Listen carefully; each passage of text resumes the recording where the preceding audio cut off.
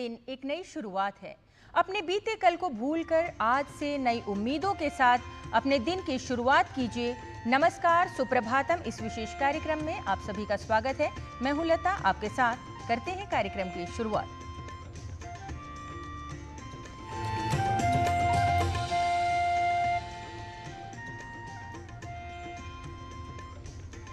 तो कार्यक्रम में धैर्य और साहस के साथ हम किसी भी चुनौती का सामना कर सकते हैं और समय के साथ जो भी होता है अच्छे के लिए होता है। इस विश्वास के साथ समय को समझते हुए कार्यक्रम में लगे रहने की प्रेरणा ही आत्मविश्वास और आत्मसम्मान बढ़ाती है। कार्यक्रम की शुरुआत आज के पंचांग के साथ करते हैं, तो सुनिए आज का पंचांग। आज का पंचांग युगाब्द 5127, विक्रम संवत 2082, शक संवत 1947, उत्तरायण, ज्येष्ठ मास, कृष्ण पक्ष, सप्तमी तिथि, मंगलवार, धनिष्ठा नक्षत्र। आज का दिन सभी के लिए मंगलमय हो। सपनों की ओर पहला कदम आत्मविश्वास से भरा होना चाहिए। इसलिए अपने सपने की यात्रा में आत्मविश्वास के साथ निरंतर आगे बढ़ते हुए स्वयं को प्रेरित रखने का प्रयास कीजिए। जो लोग खुद पर विश्वास करते हैं वे ही दूसरों को प्रेरित कर सकते हैं। आइए सुनते हैं आज का प्रेरक सुभाषित। एतत् कार्यममराः संश्रुतं मे, धृतिः क्षमा सत्य धर्मानुवृत्तिः, ग्रन्थिं विनीय हृदयस्य सर्वं, प्रिया प्रिये चात् समं नयित। मनुष्य का कर्तव्य है रचना करना, इंद्रियों और मन को वश में करना, सत्य एवं धर्म का पालन करना तथा सभी पूर्वाग्रहों को त्याग कर हर किसी के साथ समान व्यवहार करना, चाहे कोई उसे पसंद करे या न करे। Man's duty is to create, control the senses and mind, follow truth and religion, and give up all prejudices and treat everyone equally, whether anyone likes him or not. पवित्र, दिव्य, अलौकिक उत्तराखंड की चारधाम यात्रा प्रतिवर्ष अक्षय तृतीया से प्रारंभ होती है। उत्तराखंड के ये चार धाम हैं यमुनोत्री, गंगोत्री, केदारनाथ और बद्रीनाथ। इन तीर्थों के कपाट श्रद्धालुओं के लिए प्रतिवर्ष की भांति इस बार भी खोल दिए गए हैं। इन्हीं चार धामों में अन्यतम है हिमालय की गोद में स्थित शांत और पावन गंगोत्री धाम। भारतीय सनातन परंपरा के इस तीर्थ विशेष के बारे में जानने के लिए देखिए गंगोत्री धाम पर आधारित हमारे सहयोगी धर्मेंद्र की ये रिपोर्ट।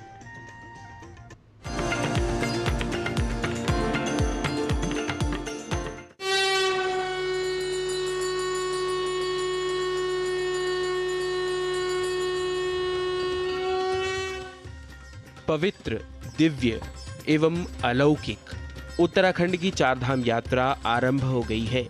देश भर से श्रद्धालु देवभूमि की ओर प्रस्थान कर रहे हैं।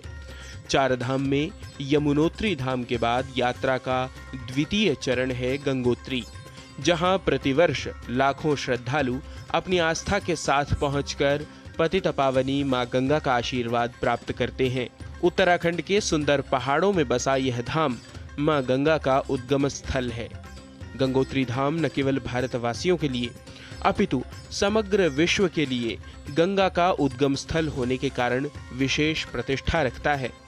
समुद्र तल से 3100 मीटर की ऊंचाई पर स्थित यह धाम हर साल लाखों श्रद्धालुओं की आस्था को और भी दृढ़ करता हुआ भारत का एक अलौकिक सांस्कृतिक केंद्र बना हुआ है।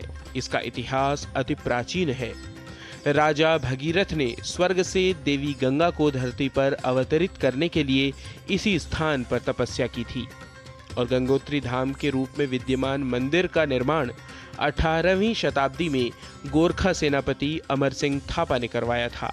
गंगोत्री धाम के इस दिव्य प्रांगण से न केवल गंगा बहती है बल्कि साथ बहती है श्रद्धा, साथ बहती है आस्था और साथ बहते हैं मानवता के अटूट संबंध जो हर जाति, मत, पंथ, आयु, भाषा से ऊपर हैं। श्रद्धालुओं की अटूट आस्था की ही यह परिणति है जो कठिनतर यात्राओं पर भी बिना थकावट और परेशानी से उन्हें अपने तक पहुंचाती है।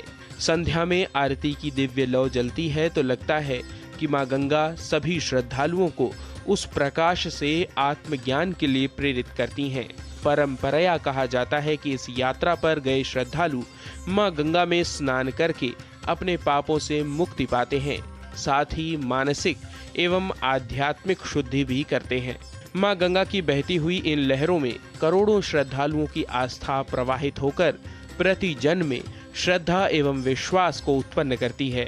आरती में गूंजती घंटियों की ध्वनि और उस शुद्ध वातावरण में बहती गंगा की कलकल ध्वनि प्राणी मात्र को मुग्ध कर लेती है।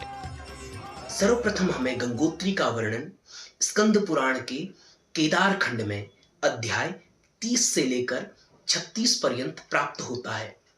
वहां वर्णन आता है कि राजा भगीरथ ने अपने पितरों की मुक्ति के लिए श्रीमुख पर्वत पर भगवान शंकर की घनघोर तपस्या की। तपस्या से प्रसन्न होकर के भगवान शंकर ने उन्हें वरदान दिया, जिसके फलस्वरूप श्रीमुख पर्वत पर श्री गंगा मैया 3 धाराओं के रूप में अवतीर्ण हुई। उनमें से जो ज्येष्ठ धारा थी वो राजा भगीरथ का अनुगमन करने के कारण भागीरथी के नाम से प्रसिद्ध हुई। श्लोक प्राप्त होता है, ज्येष्ठा धारा रथस्यानु राज्ञो भागीरथी मता श्रीमुखस्योत्तरे पार्श्वे गता सा मुक्तिदायिनी। श्रीमुख पर्वत से उत्तर दिशा की ओर गमन करने के कारण उस स्थान को गंगोत्री के नाम से जाना जाने लगा। लोक मान्यता है कि जो इस दिव्य तीर्थ का दर्शन करता है वो सभी पापों से मुक्त होकर के अंत में परम गति को प्राप्त करता है। गंगोत्री धाम यात्रा वैशाख मास शुक्ल पक्ष की तृतीया अर्थात अक्षय तृतीया से प्रारब्ध होकर कार्तिक मास तक चलती है। दीपावली के आसपास मुहूर्त के अनुसार गंगोत्री धाम के कपाट वैदिक मंत्रोच्चार और विधि विधान से शीतकाल के लिए बंद हो जाते हैं। गंगोत्री धाम न केवल आस्था का धाम है बल्कि श्रद्धालुओं को आत्म शांति भी यह प्रदान करता है। इन बर्फीली और सुंदर पर्वत श्रृंखलाओं का भी दर्शन मन को अलग ही प्रसन्नता की अनुभूति कराता है। इस यात्रा के क्रम में श्रद्धालु हर्षिल और गंगनानी जैसे अन्य दर्शनीय स्थलों की यात्रा भी किया करते हैं। प्रशासन की ओर से श्रद्धालुओं के लिए विविध व्यवस्थाएं की जाती हैं और तीर्थों की गरिमा के अनुकूल आचरण कर श्रद्धालु भी प्रशासन का सहयोग करते हैं। पौराणिक मान्यताओं के अनुसार मां गंगा का यह तीर्थोदक आस्था, शुद्धता और मोक्ष का प्रतीक है।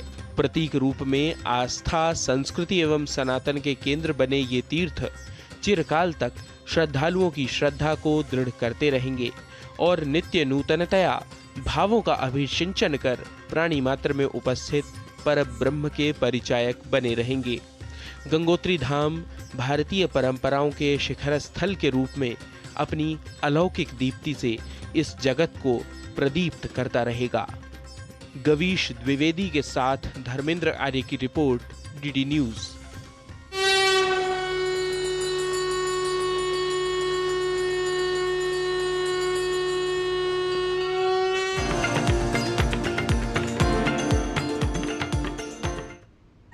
तो भारतीय ज्ञान परंपरा में आपने देखा कि गंगोत्री धाम की यात्रा के जो तीर्थ करते हैं उसका क्या महत्व है हमारी सनातन संस्कृति में। अब कार्यक्रम में आगे बढ़ते हैं और चलते हैं स्वास्थ्य प्रभाग की ओर। स्वप्रतिरक्षित रोग यानी ऑटो इम्यून डिजीज ऐसे रोग होते हैं जिनका संबंध शरीर की प्रतिरक्षा प्रणाली यानी इम्यून सिस्टम से होता है। ऑटो इम्यून और ऑटो इन्फ्लेमेटरी डिजीज को कैसे नियंत्रित किया जा सकता है, देखते हैं इस रिपोर्ट के माध्यम से। रोगों से बचाव और संक्रमण से लड़ने के लिए हमारी सहायता करती है रोग प्रतिरोधक क्षमता यानी हमारी इम्यूनिटी। लेकिन कई बार प्रतिरोधक प्रणाली अपने शरीर के विपरीत ही कार्य करने लगती है। ऐसे में रोग उत्पन्न होने की संभावना रहती है, जिन्हें ऑटो इम्यून डिजीजेस यानी स्व प्रतिरक्षित रोग कहते हैं। ऑटो इम्यून बीमारियां शरीर के सभी अंगों को प्रभावित कर सकती हैं। वहीं ऑटो इन्फ्लेमेटरी रोग विकारों का एक विविध समूह है, जिसमें बुखार और अंग विशिष्ट सूजन एक अति सक्रिय प्रतिक्रिया के कारण उत्पन्न होती है। आज 20 मई को auto immune and auto inflammatory arthritis दिवस है और ये सब दिवस मनाने इसलिए भी ज़रूरी हो जाते हैं जिससे कि आम जनता तक ये जानकारी पहुंच सके कि इस तरह की भी कोई बीमारियां होती हैं और इस दिन को आधार बनाकर इवन फिजिशियंस तक भी ये बात पहुंचाई जा सके कि जो रेयर डिजीज़ेस होते हैं वो उनका भी इलाज अगर समय पर किया जाए तो पूरी तरह ठीक होना मरीज का संभव हो जाता है। जो ऑटो इम्यून डिजीज़ेस होते हैं उसमें अपनी बॉडी की जो इम्यूनिटी है वो अपने ही सेल्स, टिश्यूज़, ऑर्गन्स के अगेंस्ट काम करना शुरू कर देती है और उनको नुकसान पहुंचाती है, जिसकी वजह से अलग अलग ऑर्गन्स पे इसका असर आता है। हमारी प्रतिरक्षा प्रणाली हमारे शरीर को बीमारियों से बचाती है और रोगों से शरीर की रक्षा करती है। किसी जीवाणु या विषाणु के शरीर में प्रवेश करने पर शरीर में उपस्थित श्वेत रक्त कोशिकाएं एंटीबॉडीज का निर्माण करती हैं, जो रोगाणुओं को नष्ट कर देते हैं। ऑटो इम्यून बीमारी होने पर व्यक्ति की प्रतिरक्षा प्रणाली बीमारियों को रोकने की बजाय अपने ही शरीर के स्वस्थ ऊतकों और कोशिकाओं को नष्ट करने लगती है। प्रतिरक्षा प्रणाली कमजोर हो जाती है। ये शरीर के कई अलग अलग अंगों, ऊतकों, जोड़ों, मांसपेशियों, त्वचा, रक्त कोशिकाओं और कुछ ग्रंथियों को प्रभावित कर सकती है। ये बीमारियां बच्चों से लेकर बड़ों तक, बुजुर्गों तक हो सकती हैं और देखा यह गया है कि अमूमन ये बीमारियां महिलाओं में ज़्यादा कॉमनली देखने को मिलती हैं, जिसकी वजह उनका जेनेटिक मेकअप है और ऑल्सो जो उनके रिप्रोडक्टिव हार्मोन्स होते हैं वो भी एक बड़ा रोल प्ले करते हैं।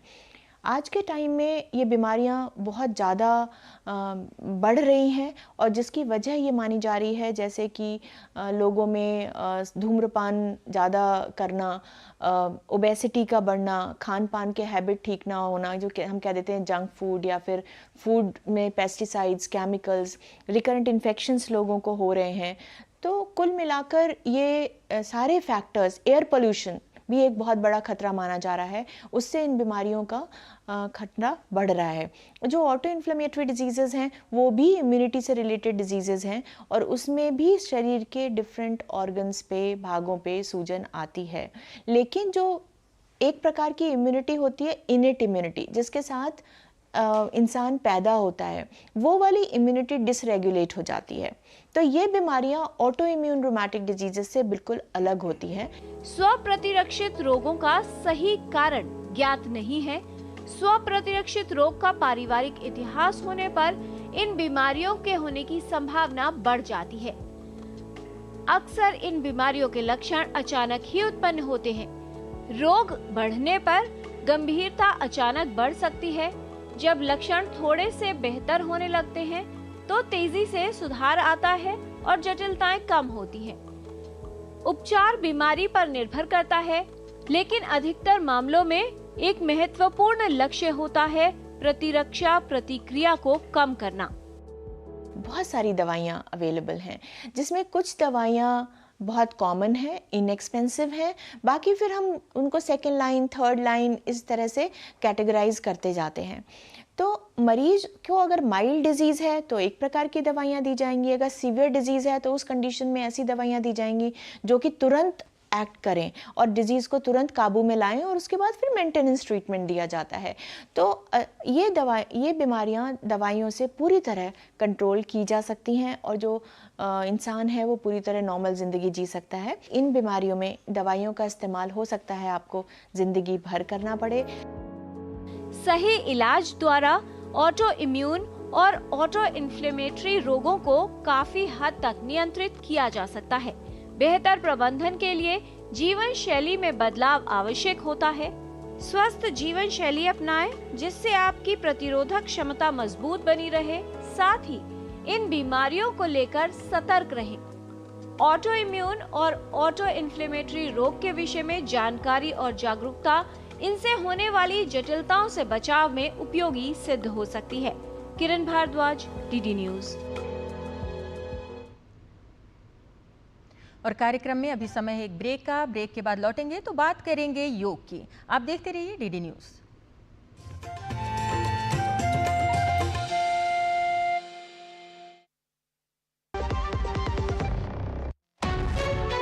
विभाग अनेक, कंप्लेंट बॉक्स एक।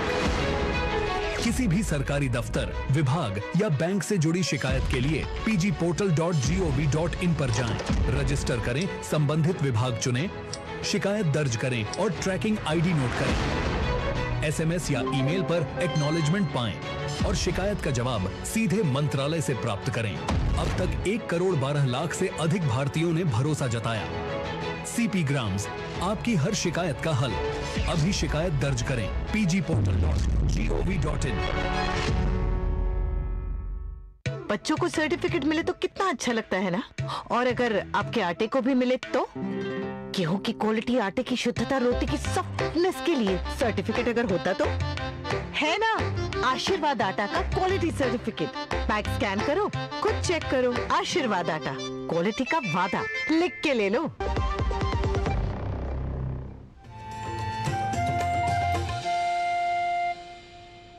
ब्रेक के बाद आपका पुनः स्वागत।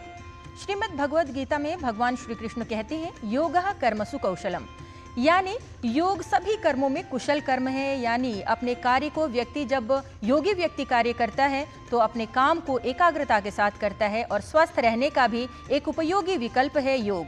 तो देखते हैं शारीरिक स्वास्थ्य के लिए कौन सी क्रियाएं उपयोगी हैं इस रिपोर्ट के माध्यम से। बैठक, चालना, सहज भाव आसन, हिप वॉकिंग। देखिए इसे हम हिप से कैसे चलते हैं, आज हम इसे अच्छे से समझने वाले हैं। इसे मैट के ठीक पीछे बैठ जाएंगे, दोनों पैरों को सामने फैला लेंगे, हिप को अच्छे से सेट करके जमीन पर रखना है। हाथों को चलने की पोजीशन में बनाएंगे, पीठ बिल्कुल सीधी रखेंगे। पहली एक्टिविटी में हम अपने हिप को उठाएंगे और नीचे रखेंगे। राइट हिप को उठाएंगे, नीचे रखेंगे, लेफ्ट हिप उठेगा, नीचे आएगा। Again right up, left up. दोनों तरफ से 5 से 6 बार जरूर कर लीजिएगा। इसी की जो दूसरी हम परफॉर्मेंस करेंगे उसमें हम हिप से आगे चलेंगे। देखिएगा किस तरह से हम चलते हैं। इसी तरह आराम से बैठेंगे, दोनों हाथ चलने की पोजीशन में, और एक हिप को उठा के आगे बढ़ाना है, दूसरे हिप को आगे बढ़ाना, पहले को, दूसरे को। इस तरह से हम आगे बढ़ते जाएंगे। हाथ हमारा चलने की तरह पैरों को साथ देगा आगे बढ़ने में। कम से कम 10 स्टेप तक हमें आगे बढ़ना है। इसी तरह से पीछे भी जाने वाले हैं। देखिए कैसे हिप को उठाना है और पीछे लाना है, हिप को उठाना है और पीछे लाना है। इसी तरह 10 कदम पीछे भी जाना है। ये जो आसन हम कर रहे हैं ना, देखने में बहुत आसान लग रहा है, पर जब करेंगे तो पूरे बॉडी को स्ट्रेच मिलता है, पूरे बॉडी को व्यायाम मिलता है। कोर की हमारी सारी मसल एक्टिव होती है, स्ट्रेंथन होती है, अपने आप पेट कम हो जाता है। हिप और कूल्हे की मांसपेशियों में बहुत अच्छा खिंचाव और लचीलापन आता है। पूरा शरीर ऊर्जा से भरता है और हम ऊर्जावान महसूस करते हैं। माइंड एंड बॉडी कोऑर्डिनेशन बढ़ता है। यूरिन संबंधी समस्याओं को आराम मिलता है। पेल्विक फ्लोर मजबूत होता है, हमारी चाल में सुधार आता है। आइए जानते हैं कुछ प्रैक्टिकल टिप्स गुरुमा डॉक्टर हंसा जी योगेंद्र से। नमस्कार। आजकल हम बैठे बैठे काफ़ी काम करते हैं, लेकिन लंबा समय जब हम बैठते हैं तो सबसे ज़्यादा असर पड़ता है हमारे कमर पर, हिप्स पर। वो एरिया दबा हुआ रहता है, जो बहुत गलत है। अंदर किडनी पर भी प्रेशर तो है ही, लेकिन कमर में दर्द होना स्वाभाविक है। बहुत ज़रूरी है कि हम याद रखें कि अगर बैठना है तो यूँ पीछे की तरफ झुककर ना बैठे, हमेशा सीधा बैठे। सॉफ्ट सोफे पर तो कभी आराम से पीछे की तरफ टेका ना लें। आगे झुककर बैठे और बीच बीच में उठें, खड़े रह के कुछ काम करें, बीच में कुछ चल के आ जाएं। ये आदत डालनी पड़ेगी हमेशा के लिए कि हमें लंबा समय एक जगह बैठना नहीं है और बीच बीच में चलना है। पॉस्चर को सीधा रखना है, जिससे कमर पर प्रेशर नहीं आएगा। कोशिश करते रहिए। नमस्कार। और संस्कृत पाठशाला की कक्षा में आज जान लेते हैं एक ऐसे संस्कृत शब्द के बारे में जिसे अन्य भाषाओं से प्रभावित होकर कुछ और ही लिखा और बोला जाता है, जिसके कारण व्यक्ति अशुद्ध प्रयोग करने वाला बन जाता है। हम संस्कृत के संस्कृतत्व को बनाए रखें, अर्थात स्वयं अशुद्ध प्रयोक्ता ना बने। इसी उद्देश्य के साथ सुप्रभातम में आप देख लीजिए संस्कृत पाठशाला को। तो क्या है वो शब्द और क्या है उस शब्द के स्थान पर शुद्ध संस्कृत शब्द, इस बारे में आज पुनः जान लेते हैं हमारे सहयोगी नारायण दत्त मिश्र से।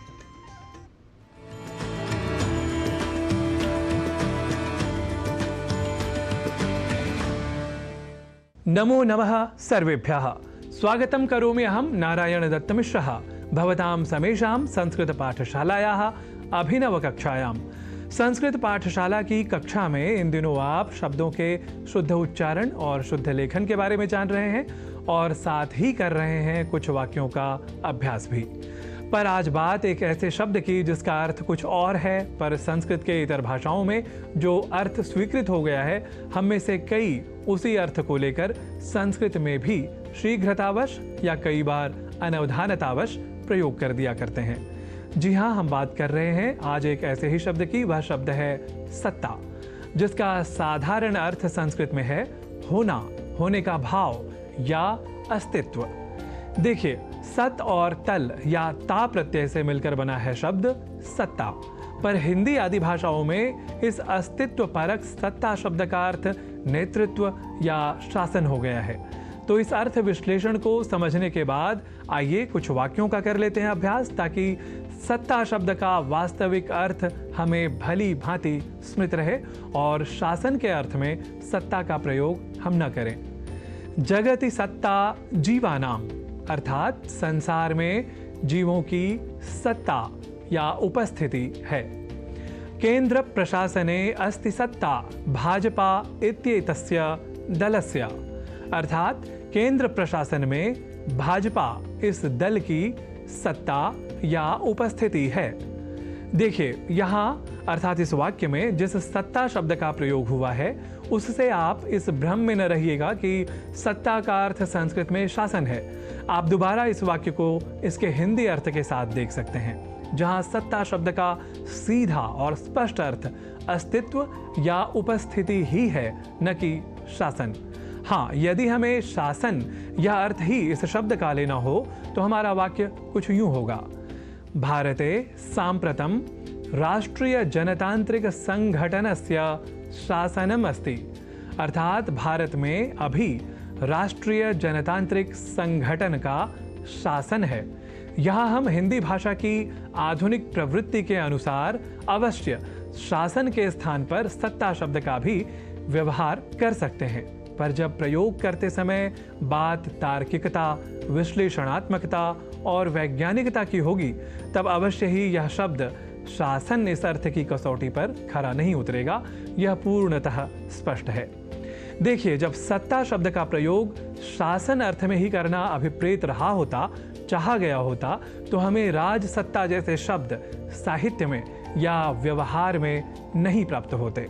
इस एक वाक्य के प्रयोग से आप और अधिक स्पष्टता के साथ समझ सकते हैं। राज सत्ता तो सर्वदा मदोन्मत्तम करोति जनम, अर्थात राज सत्ता तो सर्वदा व्यक्ति को मदोन्मत्त करती है। राजसत्ता अर्थात राजा होने का भाव, अस्तित्व, न कि राजा का शासन। तो इस तरह आप स्वयं शब्दों और उन अर्थ स्वरूपों के प्रति तार्किक और विश्लेषणात्मक होकर सोचें तो साधारण प्रवृत्ति वह भी किसी दूसरी भाषा या कुछ समूह के व्यवहार से प्रभावित या कुप्रभावित होकर संस्कृत को दुष्प्रभावित होने से स्वयं को बचा सकेंगे और उससे भी कहीं अधिक संस्कृत के संस्कृतत्व की, संस्कृत के मूल स्वरूप की सुरक्षा और संरक्षा आप कर सकेंगे। तो इसी संदेश के साथ अधुना माम अनुज्ञापयन्तु भवन्तः इति सविनयं ज्ञापयन् नौमि भवतः संस्कृत प्रियान् हि सर्वान्।